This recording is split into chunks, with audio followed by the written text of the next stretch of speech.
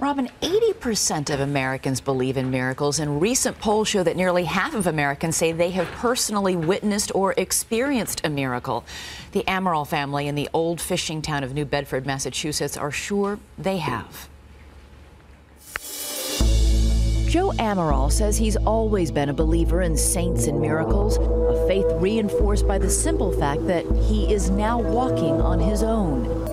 He depended on canes and crutches for 30 years due to a narrowing of the spine called spinal stenosis, further complicated by a stroke of the spine that put him in a wheelchair. The doctor said, "I'm sorry." The connection from the brain senses, how it tells you to walk and to move, it's gone. But doctors were saying there's nothing we can do? Exactly.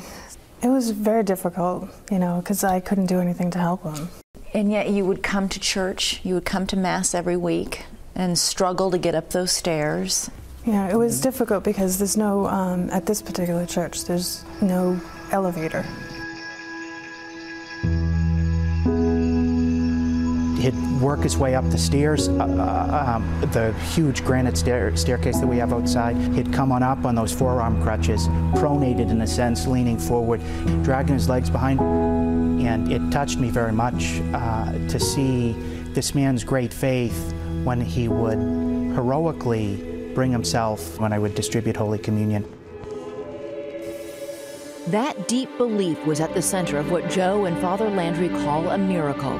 It began 2 years ago during a Saturday confession. Something happened, and then Sunday morning I felt different.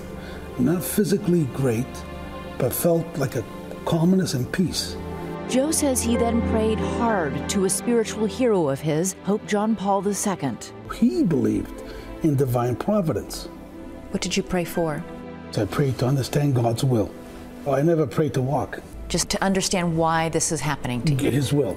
As a husband, as a son, as a father, what are my duties? What am I supposed to do?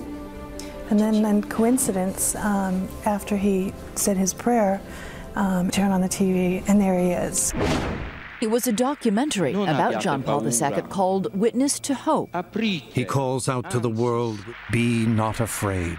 Joe says he took the late pontiff's words to heart. I happened to look at the picture of Pope John Paul II, and I just got up. You just got up after years of not being able to walk? 5 years, just got up and started walking. The more I kept walking, the more, thank you, Lord, just the more I kept going and back, and that's it. Pope John Paul II is one step closer to sainthood at one of the largest Vatican masses in history. And just 6 years after his death, the pontiff was celebrated as a beloved leader and a miracle worker. Our David Wright is in Rome. 1.5 million people, most of whom didn't sleep a wink last night, camping out because there aren't hotel rooms enough here.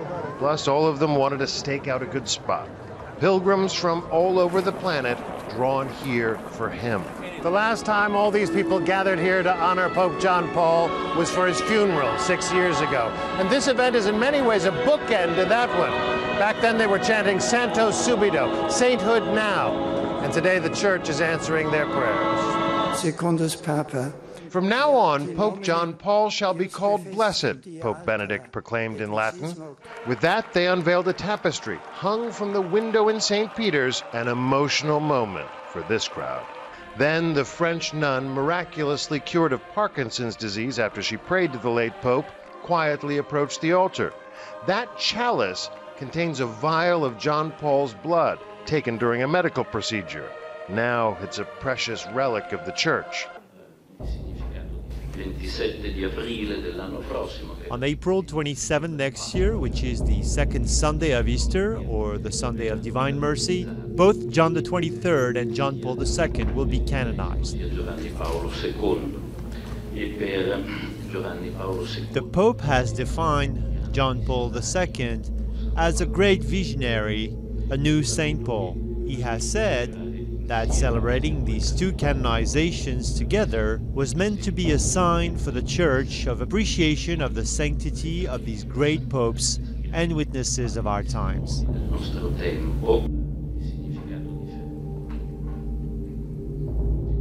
Time to Rome, where the Vatican has now made a huge announcement, setting a time and date for when Pope John Paul II will become a saint. Lauren Green is live in our New York City newsroom. So, Lauren, when is all this going to happen? Well, Martha, Pope Francis announcing today that on April 27th, 2014, it's also called Divine Mercy Sunday in the Catholic Church. 2 of his predecessors will be raised to sainthood, Pope John Paul II, as well as Pope John the 23rd. It's been nearly 60 years since a pope has been canonized, and in his short papacy, Francis is elevating 2 to sainthood on the same day. To think that these 2 figures, 2 towering figures of the 20th century into the 21st will be canonized at the same time is a very significant event in the life of the Church and the world. And the ceremony will take place at the Vatican in Rome. Martha? So why 2 popes at the same time, Lauren? Vatican insiders say it's a nod to both the liberal and the conservative wings of the Catholic Church. Pope John Paul II, one of the most beloved popes in the modern age, led the church for 27 years, globetrotting around the world and inspiring the youth, credited for helping end communist rule in his native Poland and Europe. At the time of his death in 2005, there were immediate calls for sainthood.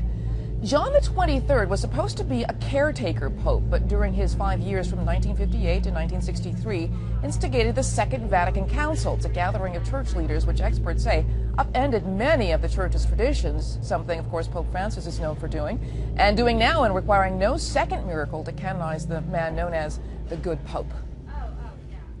Pope Francis was simply saying, get used to unprecedented. Unprecedented is going to be the new normal. And he was making his mark and making a statement and saying, look, I don't want to wait. I'm the Pope. Who's going to defy me on this? And there was a shortage of hands going up. Well, there is another connection between these 2 popes. John Paul II took part in that 1963 gathering. Of course, he was a priest, not pope at the time. Martha? Very interesting. It's going to be something to watch. Lauren, thank you very much. Sure.